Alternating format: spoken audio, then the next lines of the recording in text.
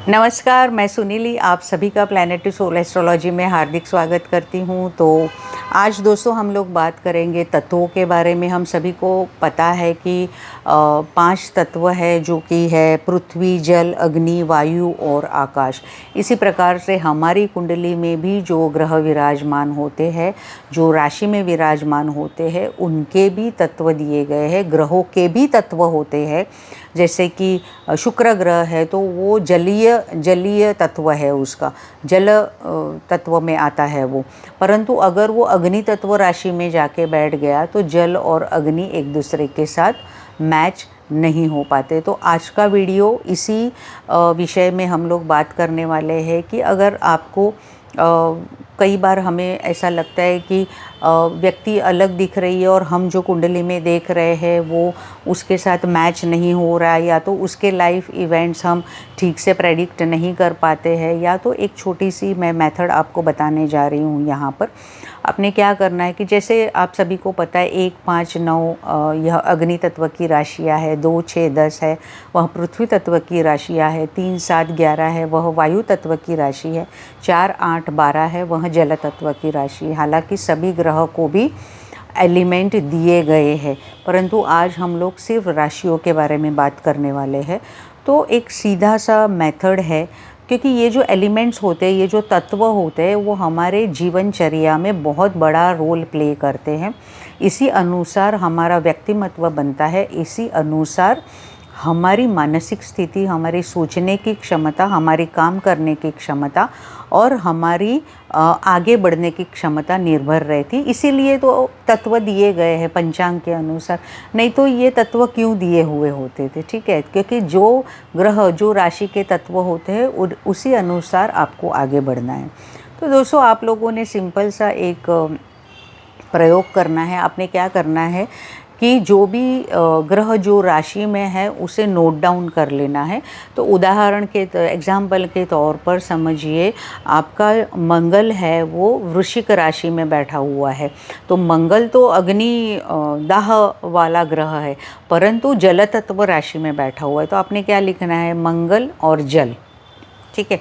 अगर आपका चंद्र जो है वह मेष राशि में बैठा हुआ है तो आप क्या लिखेंगे, चंद्र और अग्नि, ठीक है।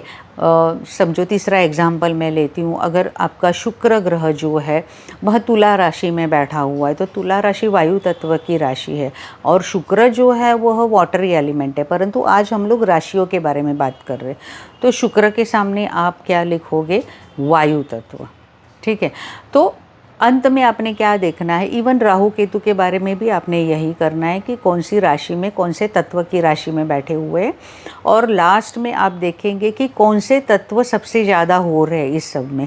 वायु तत्व अगर सबसे ज़्यादा हो रहा है तो आपकी सोच भी वायु पुत्र की तरह होगी। हमेशा आप नॉर्मल जो सोचते हैं उससे थोड़ा ऊपर सहस्त्रार चक्र द्वारा आपकी सोचने की क्षमता आप रखते हो। और अगर शनि जैसे ग्रह भी अगर वायु तत्व में आ जाते हैं तो सोने पर सुहागा हो जाता है। फास्ट डिसीजन आप ले पाते हो, लेकिन फास्ट यानी कोई भी बौखलाहट में आप डिसीजन नहीं ले रहे हो, बहुत सोच समझ के आप अच्छा डिसीजन देने वालों में से होते। लोग 4 लोग आपको पूछने आते कि भाई हम इसके बारे में क्या करें। अगर वायु तत्व की राशि ग्रह आपके कुंडली में ज़्यादा है, अगर पृथ्वी तत्व के ग्रह ज़्यादा बन रहे तो आप एक न्यूट्रल व्यक्तिमत्व हो, आप सोच समझ के ही काम करना पसंद करते हो। थोड़ा आलस्य भी आप में है, परंतु उसी के साथ आप में पैसे कमाने की और पैसे कमाने के नए नए तरीके सोचने की बहुत ज़्यादा ऊर्जा है आप में। और आप हमेशा सोचते हो कि मैं किस प्रकार से आगे बढ़ पाऊँ, क्योंकि जो अर्थी एलिमेंट है, जो पृथ्वी तत्व की राशि है, 2, 6, 10 है, तो वहाँ पर कैसे बुध की राशि है, शुक्र की राशि है, शनि की राशि है, ये तीनों एक दूसरे के साथ में अच्छे कंपैटिबल है, एक दूसरे के साथ अच्छे मैच होते। तो यहाँ पर आप क्या सोच सकते हो कि भाई अर्थी साइन में अगर ज़्यादा मैक्सिमम प्लैनेट्स आए हैं, इसका मतलब कि आप पृथ्वी तत्व, आप पृथ्वी से जुड़े रहने में ज़्यादा, आप हवा में नहीं रहते हो कभी, आप सोच समझ के अपना डिसीजन लेते हो। और कई बार आपको विश्वास संपादन करने में भी आपको कई सारे दिक्कतें आती है, जिसको हम लोग ट्रस्ट इश्यूज़ बोलते हैं। तो इस प्रकार का आपका व्यक्तिमत्व होता है। अगर आपके सबसे ज़्यादा से ज़्यादा प्लैनेट, अगर ज़्यादा से ज़्यादा ग्रह अगर अग्नि तत्व की राशियों में है, तो बौखलाहट ज़्यादा, जल्दी से डिसीजन ले लेना, या तो डिसीजन लेने में कई बार असमर्थ रहना, बोलने के लिए बोल देना, बाद में मुकर जाना, बहुत तेज़ी से सोचना किसी चीज़ों को, और जल्दी से बुरा मान लेना कोई भी चीज़ों को। तो इस प्रकार की सब चीज़ें आप में देखने मिलेगी। अगर जल तत्व की राशि में आपके सबसे ज़्यादा ग्रह है, जल तत्व में आते, जैसे 4, 8, 12 में आपके सभी ग्रह ज़्यादा से ज़्यादा मौजूद है, तो आप जलीय स्वभाव के व्यक्ति है, यानी कि शोषित व्यक्ति बोल सकते हैं। यानी कि एक ये भी बात है कि हमेशा सोच विचार में रहना, मुझे ये ऐसा क्यों बोल दिया, मुझे वो ऐसा क्यों बोल दिया, बहुत ज़्यादा अपने मन में चीज़ों को लगा देने वाले व्यक्तियों में से होते हैं। और यह लोग हमेशा झुंझलाहट में रहते, बहुत जल्दी ये लोग भड़क जाते हैं, यानी कि मुझे ऐसा क्यों बोला, या तो फिर कई बार बहुत ज़्यादा रिजर्व्ड नेचर के होते, अपनी बातें जल्दी से बताते नहीं हैं। किसी को श्रेय देना इनको पसंद नहीं आता है, या तो किसी को अगर श्रेय देना है तो ये 100 बार सोचते हैं। उनको पता भी है कि सामने वाला व्यक्ति के पास से हमने ये लिया है, या तो हमने सीखा है, या तो इसके द्वारा ही हम जानते, लेकिन वो कभी बताएंगे नहीं 4 लोगों के सामने कि नहीं, मुझे तुम्हारे कारण मेरा अच्छा हुआ है। तो ये चीज़ें आपको जल तत्व राशि में बहुत ज़्यादा देखने मिलती है। अगर हम लोग मेडिकल एस्ट्रोलॉजी के हिसाब से सोचेंगे, तो अगर आपके सभी ग्रह पृथ्वी तत्व में ज़्यादा मौजूद है, पृथ्वी तत्व ज़्यादा हाईएस्ट पर आ रहा है, तो ज़्यादा से ज़्यादा आपको न्यूरोलॉजिकल, नर्वस सिस्टम, गले से रिलेटेड प्रॉब्लम हो सकते हैं, उसको आपको संभालना है। अगर जल तत्व में है तो सर्दी ज़ुकाम जल्दी से हो जाना, साइनसाइटिस का प्रॉब्लम होना, सर दर्द होना। अगर वायु तत्व में ज़्यादा आपके ग्रह आ रहे हैं तो फिर से जॉइंट पेन होना, यानी घुटनों का दर्द होना। जहाँ पर भी जॉइंट्स है वहाँ पर वायु अटका होता है, और जब वायु अटक जाता है तो आपको किसी भी प्रकार की एक्सरसाइज या तो हलन चलन करने में आपको दिक्कतें आती, क्योंकि वहाँ पर वायु का अटकाव हो रहा है, क्योंकि वहाँ पर पानी की कमी है, या तो तैलीय पदार्थ जो होते हैं हमारे सभी जॉइंट्स में, जहाँ पर भी जोड़ होते हैं, जोड़ों के दर्द जिसको बोलते, वहाँ पर ऑयलिंग होना बहुत ज़्यादा ज़रूरी है। और जब ऑयलिंग कम होता है तो वहाँ सूखापन आ जाता है, और फिर हमें जोड़ों का दर्द महसूस होता है। ये मेडिकल एस्ट्रोलॉजी कहती है।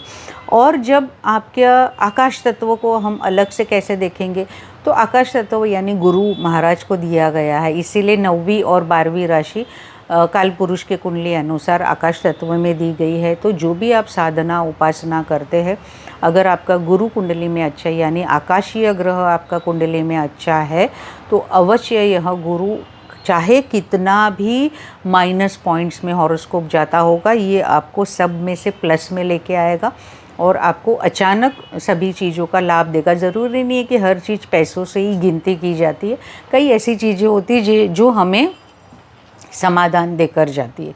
तो इसीलिए इसमें आपने सबसे ज़्यादा क्या ध्यान रखना है कि भाई जलीय तत्व में ज़्यादा है तो आप अपने सेहत का ख्याल रखें, जल्दी जुकाम ना हो जाए, एलर्जीज ना हो, उसका आपने ख्याल रखना है। अगर अग्नि तत्व में ज़्यादा है तो उष्णता की बीमारी होती है, स्किन रिलेटेड प्रॉब्लम्स हो सकते हैं, हीट रिलेटेड, हीट स्ट्रोक जल्दी हो जाता है, या तो जल्दी से उनको बहुत सारा पसीना आ सकता है, या तो फिर जो भी उष्णता से रिलेटेड चीज़ें हैं, गाड़ी चलाते वक्त इरिटेट हो जाते हैं।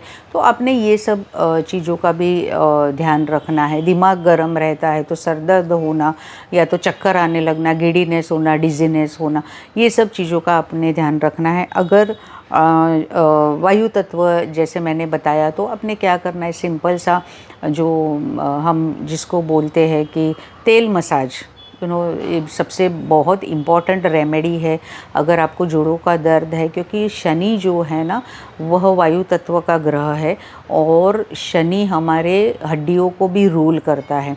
तो जब तेल की कमी हो जाती है हमारे शरीर के जोड़ में तो हमें दर्द महसूस होता है, जैसे मैंने पहले बताया। तो इसमें आपने सिंपल तेल मसाज, तेल मालिश करना बहुत ज़्यादा ज़रूरी होता है। चाहे आप सरसों का तेल लें या तो तिल का तेल लें जिसमें उष्णता होती है, और आपको उसको हल्के हाथों से मसाज करके उसको चमड़ी के पोर्स के, क्योंकि इन लोगों की स्किन भी जल्दी सूख जाती है, जिसके वायु तत्व के सबसे ज़्यादा प्लैनेट्स होते हैं। तो कभी और मेडिकल एस्ट्रोलॉजी के बारे में हम लोग बात करेंगे। तो आप इस प्रकार से देखिए, क्योंकि 5 तत्वों के अलावा यह कुदरत, यह जो सृष्टि है वह अस्तित्व में है ही नहीं है। ठीक है, तो अगले वीडियो में और विषय लेकर आएंगे। और जैसे मैं हमेशा बोलती हूँ, सबका मंगल हो। मे ऑल बी ब्लेस्ड। नमस्ते, धन्यवाद।